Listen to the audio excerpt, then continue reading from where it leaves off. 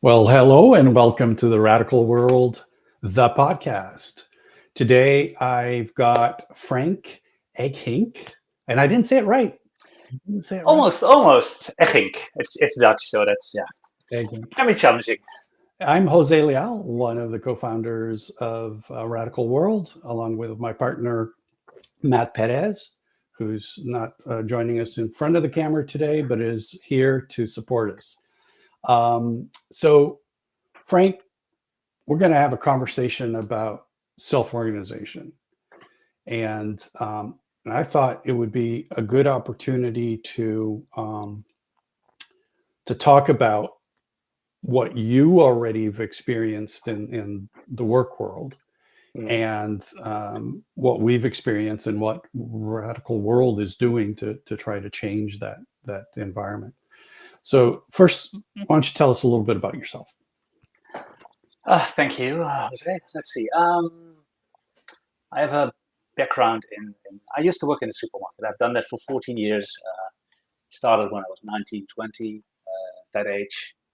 Um, Even worked at that time. Started working with what Toyota was doing, lean manufacturing. We did lean retailing. So we had a group of a couple of people.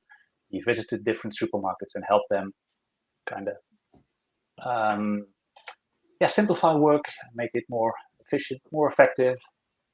And at some point, I was, I think, done working there.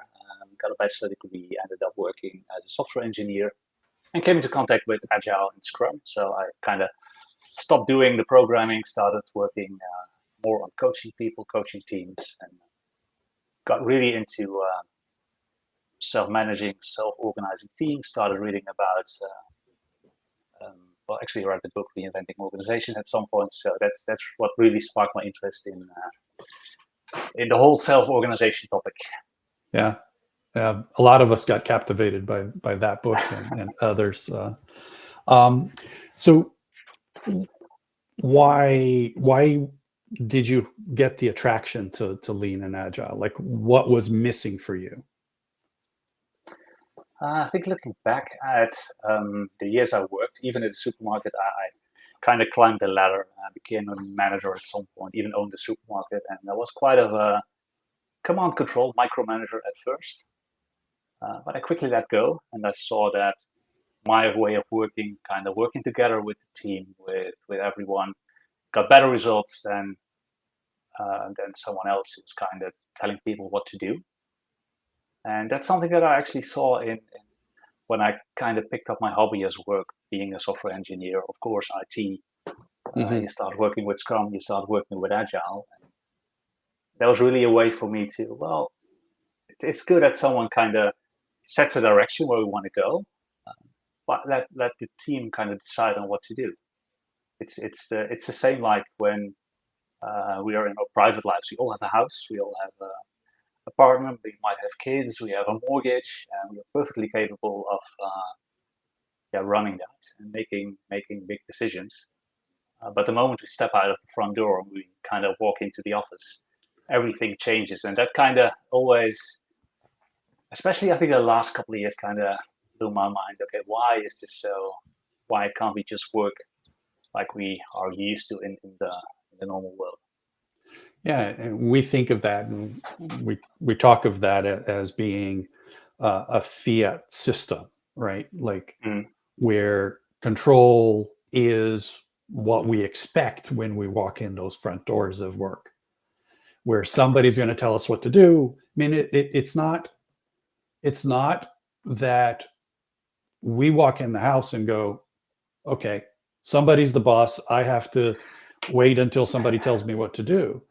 But the second you walk into an organization, there's that expectation, right? Mm. There's that Oh yeah, anticipation of what are they going to tell me to do today, right? yeah, and that's so strange, and especially when you hire someone, and my most of my experiences in IT, software development. I've seen a lot of few other things as well. But you hire like a software engineer who is like an expert he's a professional in what he's doing. So why tell him how to do it? Which always kind of strange to me. Why not let him or her make the decision on deciding what's best to do, because they learn, they study for it, they know what's best. Right. But then you end up with, like, I've worked in the tech space as well, Mhm. and when you kind of define how people are going to do something, when they're going to do, with Mhm. what they're going to do something, you feel more in control, right? And and for junior people, that sounds nice. They're telling me what to do. I'm just going to do it, and that's simple. Yeah. I do get it. For some people, actually, yeah, they always tell we like being told what to do. I think it's a minority, but some people like being told what to do. But I think it's the system we kind of grow up in. Right. In the Netherlands, we go to school at age 4, and we are, I think, kind of forced into kind of a mold, kind of we have to Hmm. adhere to a structure, um, where we have to listen to a teacher who tells us what to do. Right. And so we're already used to that kind of way of working.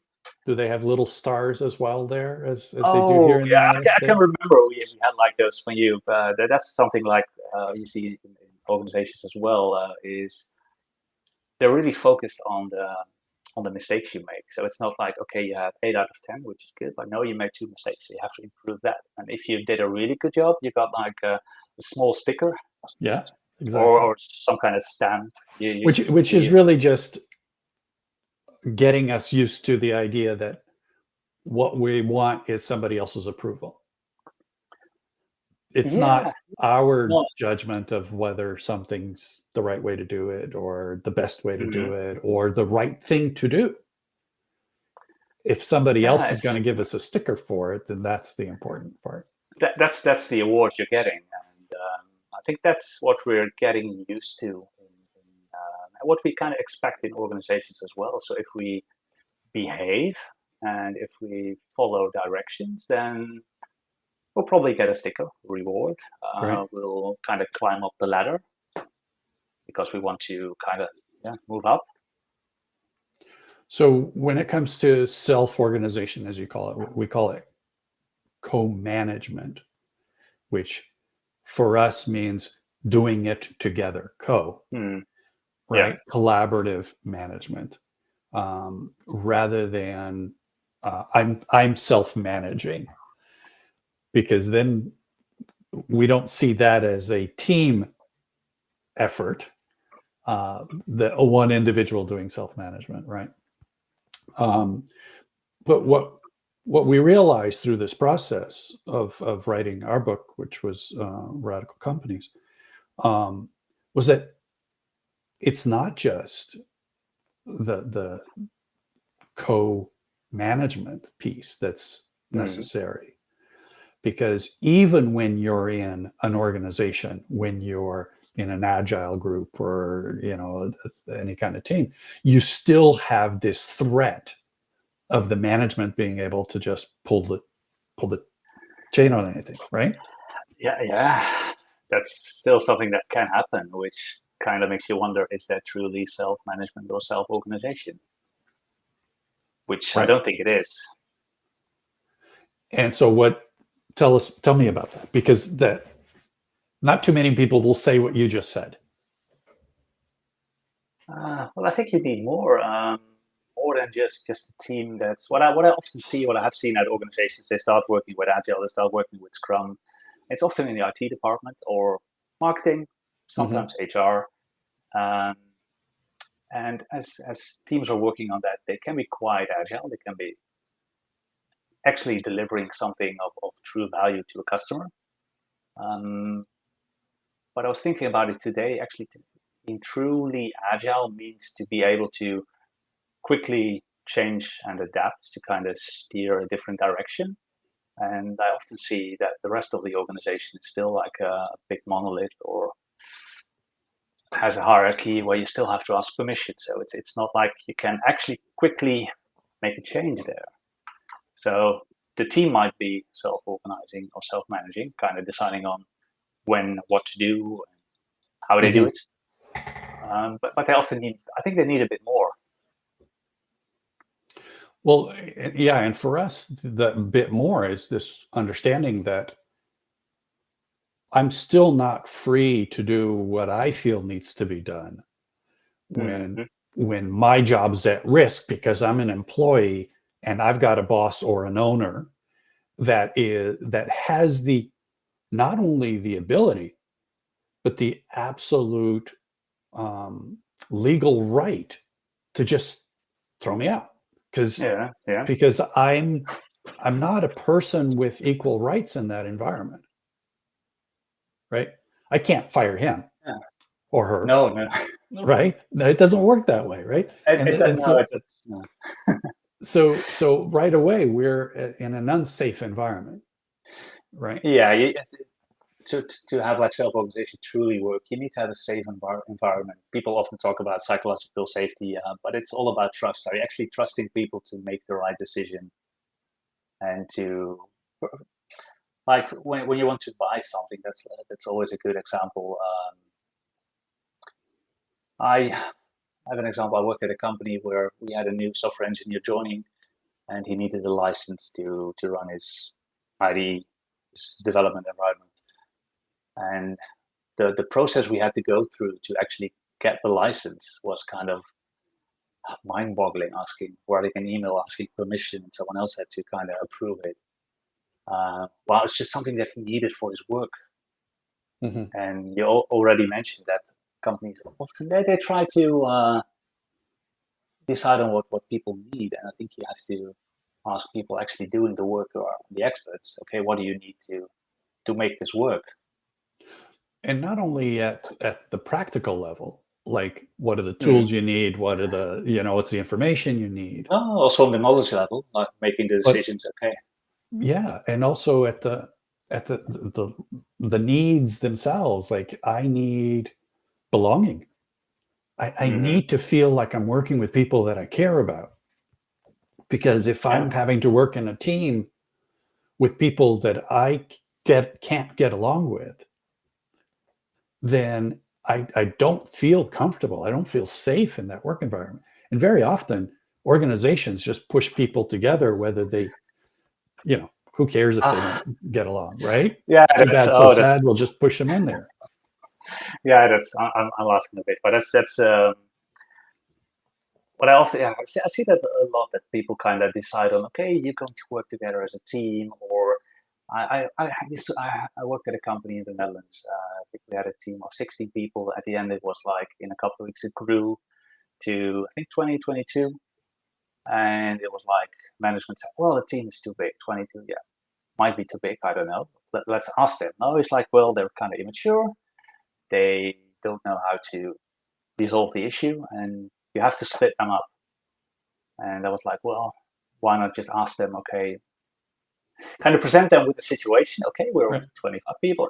So yeah, what would you like to do? And of course, they're all adults. They're all professionals. So we're perfectly capable of kind of sitting down together, having adult discussion, and actually figuring out. Okay, maybe we have to split up in 3 teams, and let's try this for a couple of weeks. It's like you often need good enough for now, safe enough to try. And if it doesn't work, we can always Right. try something else. Experiment, And experiment, experiment. experiment. And that's really helpful in kind of giving people the ownership and let them decide because companies often say, well, you have to take ownership, which doesn't work. It's like they put on the values on the wall, you're transparent, you have ownership, you have autonomy, but why aren't people doing it? Well, you have to involve people. And I think in every change that there is, like we're starting with Scrum or Agile, actually explain as an owner, okay, what is the problem we're facing now? And what do we want to achieve? And if you kind of bring people together, and it could even be 100 people, um, they're actually the people that are affected by the change. If you bring them together and let them come up with some kind of experiment, something they want to try, I think you have the best chance of succeeding. Do you think that the current organization can actually transform to this new kind of organization that we're talking about? That the existing organizations can actually transform? Uh, yeah, I'm always positive. So I would say yes, but it's difficult. I'm very curious to what will happen in Germany at Bayer, where the CEO, I actually forgot his name, but he kind of came in um, and said, well, maybe he was a bit rude, but he said, well, we're going to kind of get rid of all the management and become self-organizing, self-managing. I think it can work. Not saying that it's a good way to do it that way, because that's kind of top-down. People will leave.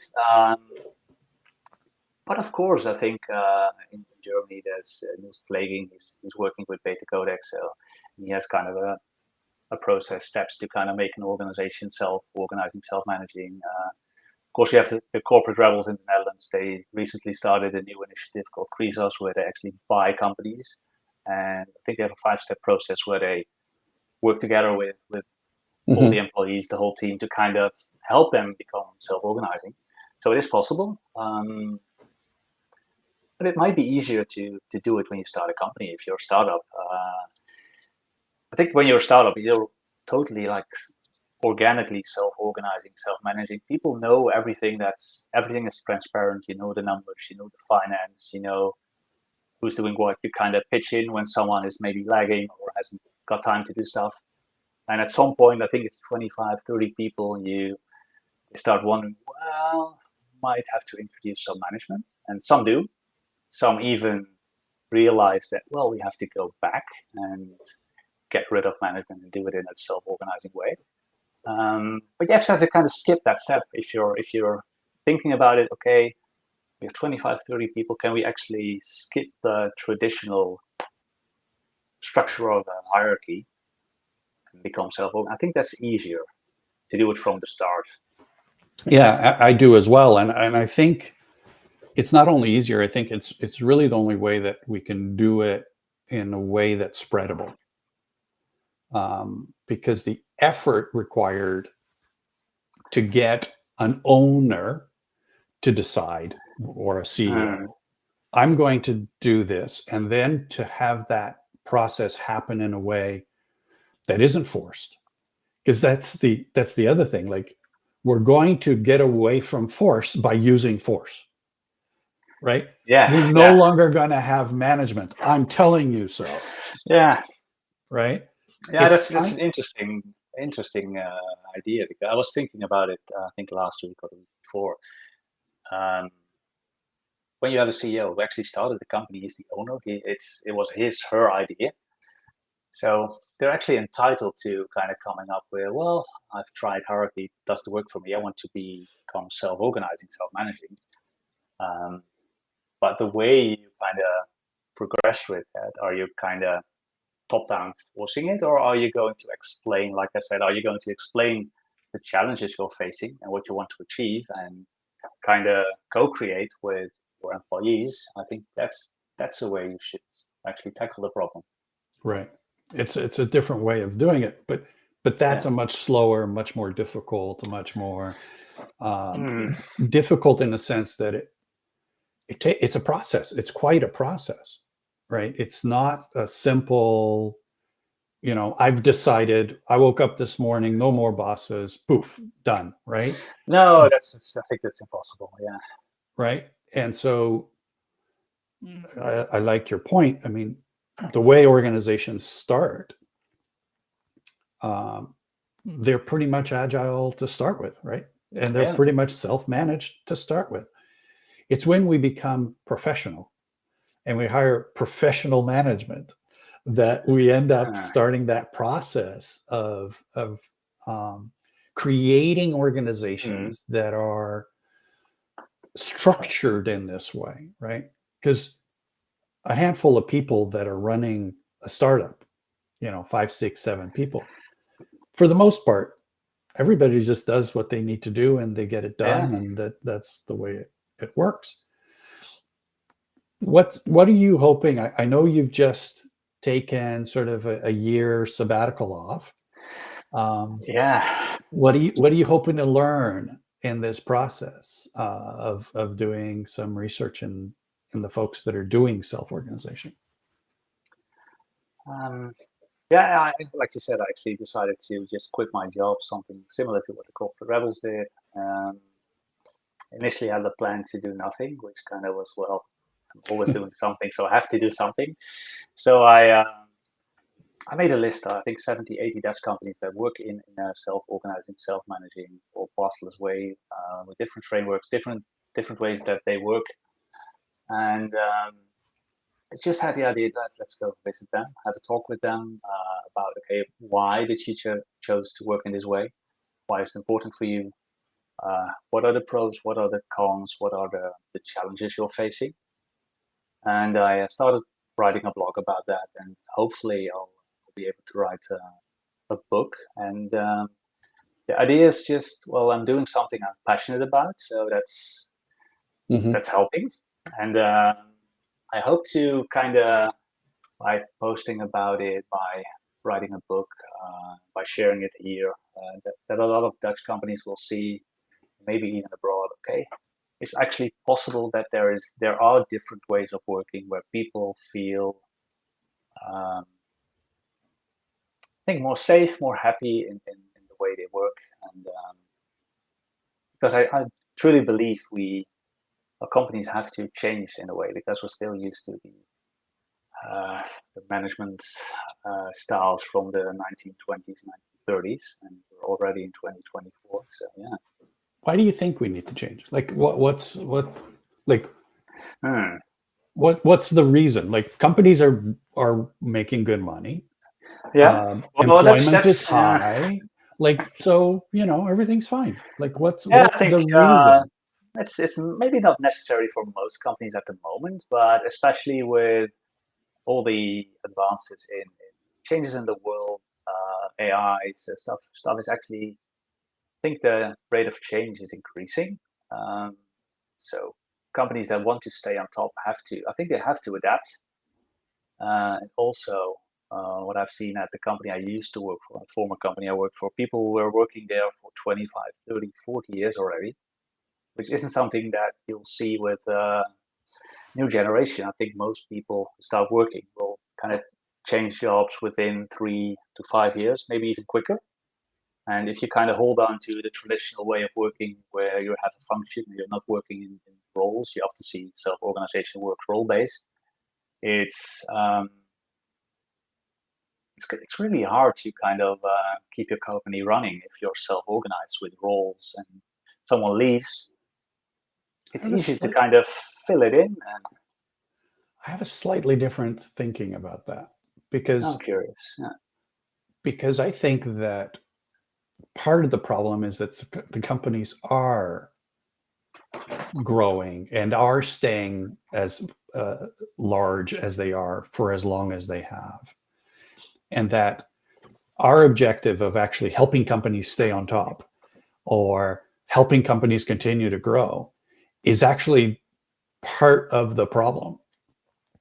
That the Mm. detriment, the problems that we are causing for our ecology, Yes. Mm. humanity, are actually coming from these large organizations that, for the sake of profit, for the sake of market share, for the sake of Mm. size, of scale, of being multinationals, Ah. that they are actually creating much of the waste, much of the harm to our society as a whole. I mean, I think when we look at companies from the lens of the success of a company, that we're missing out on all of the external effects that that company is creating. Mm. You Yeah, know what I'm I saying, agree. Stan? Yeah, yeah, yeah. I agree what you're saying, and I don't have the numbers to kind of say that it's actually true, but I have spoken to a couple of self organizations that work with self management, self organizations that actually, um, well, they're not focused solely on profit. It's like, okay, we make a profit and we kind of spend the finances on this. So we're really transparent about it, but they also do something good for the world. Um, Yesterday, I've been to Voice in Groningen. It's a telephone IP company, IT company, which is into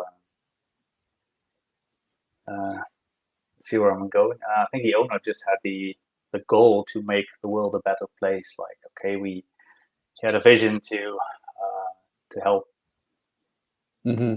solve some problems, and that's the goal why the company is there. So they're actually, if they make a profit, they have to stay financially Viable. viable, yeah. But the rest is kind of directed to that, actually to a good cause, and that's what you see a lot in self-organizing organizations. Not sure if it's B Corp, or they often focus on Hmm. actually doing something good, being net neutral and stuff like that. So yeah. Yeah, because I think what we're talking about when we talk about changing organizations, this future of work that many of us have talked about for many, many years, we lose sight of the fact that the work and the organizations are there to serve us. And yet, the thing that we focus on is the success of the company, Hmm. right? And many consultants sell. You want to be bigger. You want to be better. You want to make more money. You want to be more efficient. Efficient at what? Making more money, probably. Yeah, But that's what. Yeah, but making more money is what's hurting people. yeah. So how do we how do we make this change of a new way of working um, not be a way to increase the performance of corporations' destruction of the earth? Because if what we do is we simply say you're going to get more efficient at producing your products, at selling your products, Mm. at right, what have we done? Yeah, we're part of the problem then. Yeah, We're part of the problem, right? yeah, and I think companies have to focus on coming up with, okay, what's actually the goal? Why do we exist as a company? And that should be to make the world a better place, and that can be in so many different directions. But if they start with putting up a goal, okay, this is why we exist, and this is what we want to do, and they're able to co-create uh, that with their employees, then I think we can end up with a better world and a better place. And but I agree with that, except for the employees part, because we're still at the place I'm yeah. where I'm deciding where we are going, and then I'm going to tell you, the Okay. employees, that Yeah. this is where we're Yeah. going. Yeah. I agree. Yeah. That's okay. What I also see in organizations that work in a self-organizing way, to make it truly work, I've spoken with several people who say this. They need to have co-ownership, and Yeah. it's steward ownership. So they have to actually own part of the company, so that when they actually come up with, okay, this is what we're here for, to change the world, to make it a better place, that it's kind of written down, and that it's safe, and that people actually keep continuing it when the CEO is leaving the company, or when people leave. So that it kind of is ingrained into the culture. That's what I often hear. That's actually needed to be truly self-organized. Right, right. And and you're right. I mean, the Yeah. co-ownership piece is um, and so, but we get caught, right? All of us get caught in that. The owner will, the boss will, the leadership team will, and then they will tell the little people, and the little people will, Yeah. believe us, and then they will do what we ask them to. And I think that's, as much as we need to change how we do work, that we really need to change how we see work. That work as a human need, not as a Mhm. social requirement of, I need a job, I need to go, make money for somebody else, that I actually feel like I need to do the things that need to be done in our society. And rethinking me as an individual, what what work is for me, not as a job, but as something that I personally feel the need to impact, right? And that's one going to get much more motivation out of me towards what it Oh, is that I want to do, right? Because I'm not just doing my job, right? Um, but also, I think, and then this is a question, but my sense is if we count on individuals to actually sense and respond to their environment hmm and get engaged with people to address the concerns they have in their environment, that they're actually going to do a better job than individuals who are trained to be good employees. I don't know if that could even be answered. No, like I can't understand. I think it's true. Yeah, of course, because people who are actually feel the need to make a change, and they're actually able to kind of respond to what they're sensing. Of course, because there's no layer in between, and we're also talking about, I think, a bit about okay, purpose and having an impact.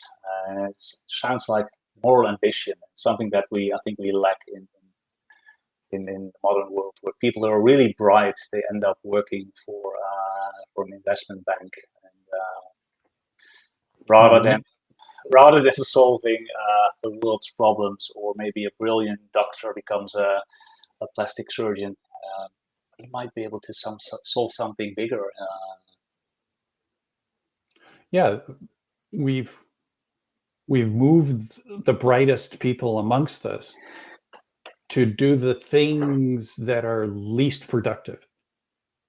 Yeah, and even harmful, I would say. Yeah. Yeah, yeah, absolutely. But here's another example. Do you have another couple of minutes? I'd like to, Oh yeah. because you talked about grocery stores, so Yeah. I want to go down that path because you understand that space, having owned one, having worked in that space for as long as you did. Here in the United States, we're having an issue where, for a very long time, multinationals have gotten into communities and become extractive of communities. Walmart, Costco, so on. Now, of course, and now you have Amazon. They don't even need to be in the community, really, right? They Yeah. just Yeah. they extract from afar, right? And so um, the the small business that would sell food or groceries or store or shoes is no longer doing that hmm locally because they've been displaced. Um, and the success of that organization is to displace as many of them as possible, Yeah. right? hmm Um, the same thing is now happening with services. The Ubers of this world, right, are hmm taking the profits and moving it to San Francisco from all over the world, from what used to be local drivers that Yeah. would make their own profits, right? Yeah. Or That's small driver companies. So my question to you is what you've seen in the food space. I don't know if it's as prevalent there where multinationals are coming in and taking um, away business from local businesses, small local businesses. Do you see the same thing there Yeah, I in think the same is happening here. Um, Maybe not on such a large scale, but I've seen that in the past we had kind of small grocery shops and bakeries, but at some point supermarkets start selling those groceries as well. So the small ones kind of disappeared. So people that were actually living in a small neighborhood had to drive further, had to find a supermarket there. A couple of years back, we had quite a few different supermarkets in the Netherlands, but they also started consolidating. And I think at the moment, I think the two really big ones, a few small ones, but more and more are disappearing, and which is kind of worrying because Again, they kind of end up with a monopoly. Kind of prices go up, and the biggest problem is I think people actually having uh, don't have the local, don't have all the things there locally, like a bank. When I was younger, people were able to go to a bank office to physically get money, and now it's, especially for older people, it's quite hard to just find a bank and to get their money. They have to probably even have to pay for it a bit. It's their money, which is kind of, yeah. and the reason I bring that up is because I'm actually more concerned, not so much about the level of service. And I agree with you that the level of You're service more, changes. but you're more concerned about, okay, the money is kind of extracted and it's going. It's not kind of spent locally, but it's spent. It's being It's kind of, extracted. yeah. So not only am I no longer a small business owner, so I can't actually make decisions. Hmm. I'm being a gig worker for somebody else, and the extraction of the profits is happening. So we're really hollowing out local communities Mm. from being able to actually make decisions about what needs to happen in that community. Yeah, it's like big corporates making decisions for them. Yeah. and Mm. take profits away, Yeah. right? And so I think unless we do this co-ownership and co-management at the local community level, we continue down this path of organizations getting larger and larger and displacing more and more local businesses. And that's not an efficient way of actually living life. Not to mention not being a fulfilling way to live life, right? No, Um, definitely not. No. and so we're kind of doing. We need to think about this in a bigger picture. It's not simply to make an organization more efficient, because the more efficient they are, the more they take away from our communities, Yeah. but to make local businesses more efficient and allow for local businesses to be co-owned and co-managed. Yeah. Uh, because if we don't figure that out, um, at what point do these corporates stop? Because they can't not get bigger. Because the second they slow down, they're not acquiring anymore. They're not opening up new markets anymore. They're not opening up new services. Hmm. Yeah. The markets say, "Oh, you're not growing. If you're not growing, we're not going to invest in you anymore."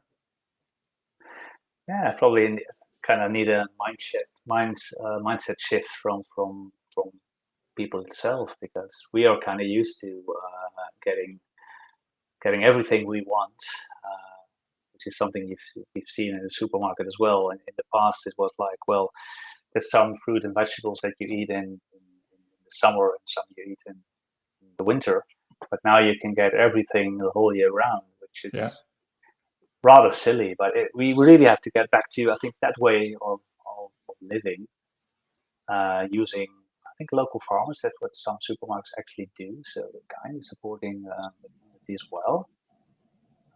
But I've it's we're spoken used to to convenience. Yeah, that's I've spoken to some farmers here in California, um, and they have to sell to um, both Costco and um, Walmart, yeah. because they're the biggest buyers. They sell more food than everybody else, Yeah. and that means that their prices are super low. But they have no choice but to sell to them. Yeah. So yes, they're buying local, but they're buying local with a global mentality. They can say, you either sell me that good locally, or I'll go buy it from China. or I'll go buy it from Mexico, or I'll go buy it from Chile. Hmm. So what do you think needs to change? What do we have to do differently to? Well, I think that the idea of work as a new model of doing society needs to be thought of not as a way to make organizations efficient. It's not about Mhm, Taylorism, right? We're not trying to mhm, figure out how to make the organization more efficient. In fact, people today, with the technology that we have, AI and everything else, individuals can be much more efficient than a large complex mhm. organization, right? Yeah. And recognizing that we've lost sight of the fact that human beings, meaning and belonging, being these two critical parts of what we do. Sure, I can make an impact, right? Mhm. But is that impact something that is meaningful to me? Right? Oh, at the end Yeah. of the year, I made my bonus, but Yeah. was it really meaningful outside of the bonus, outside of the pat on the back? Mm. Was that really meaningful? Meaningful to me as a recognition that I made the world better, right? And so many folks feel that angst about Mm. not doing that work, not making things better, but it's not part of our conversation. It's not the this changing from a hierarchical organization structure to a co-owned, co-managed organization is not Yeah. about improving the organization. It's about improving life. Mm.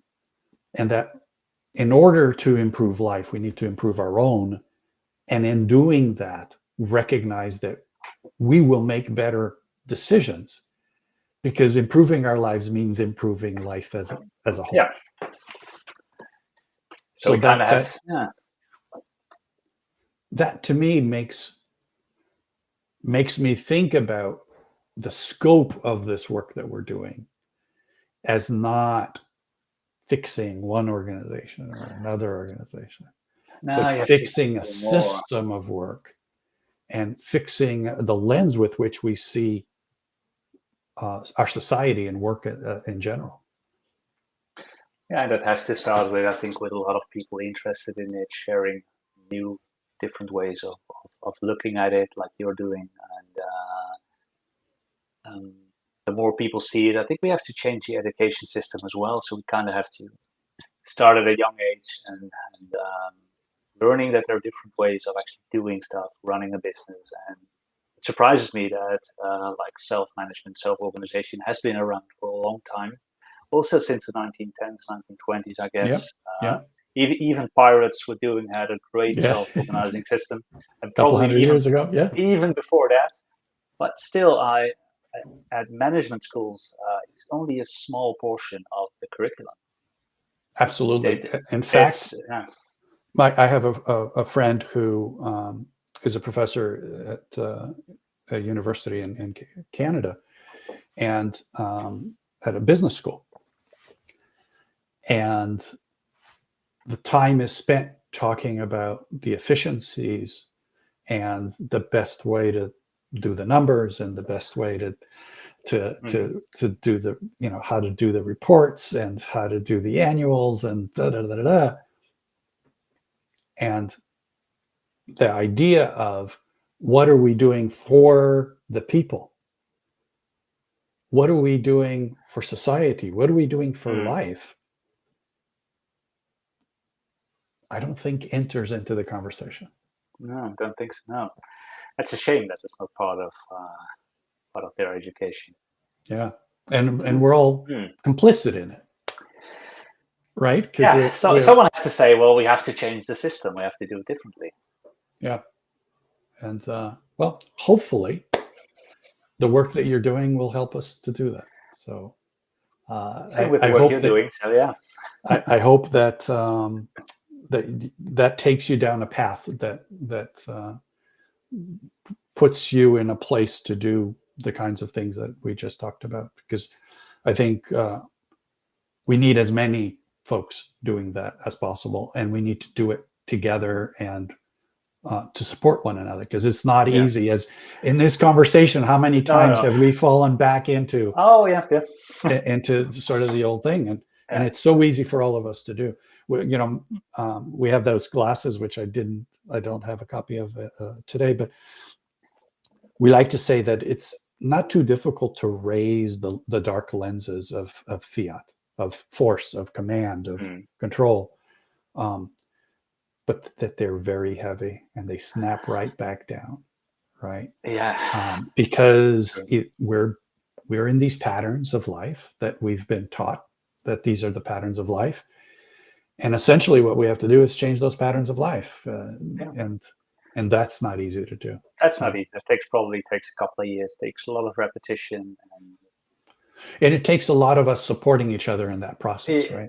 Yeah, because And this is the reason we have these conversations, is to start that conversation with as many people. So Frank, thank you for your time. Thank you for your interest in this space and looking for better answers. And I think that I wish you luck in the year ahead of research. I wish you luck Thank you so much. in the writing of the book. Hope you get there, if that's I what hope you so end up too. wanting to do. Definitely. And I look forward to finding out what that looks like and how it comes about. I hope you will think outside of the normal self-management box, because that would be interesting to see what that looks like. So with that, I'm going to introduce next week's guest, who is Sean Nason, founder and disruptor of the Disruptor League. Sorry, I forgot that Sean has his little mohawk, so I see the photo and it makes me laugh. So I'm looking forward to that. And Sean is also an author, so it'll be interesting to have that conversation with Sean next week. Looking forward to it. And again, thank you so much, Frank, for the time. And thank you, Dara, for your comments. So appreciate that, and appreciate those of you who have watched today. Thank you. Thank you.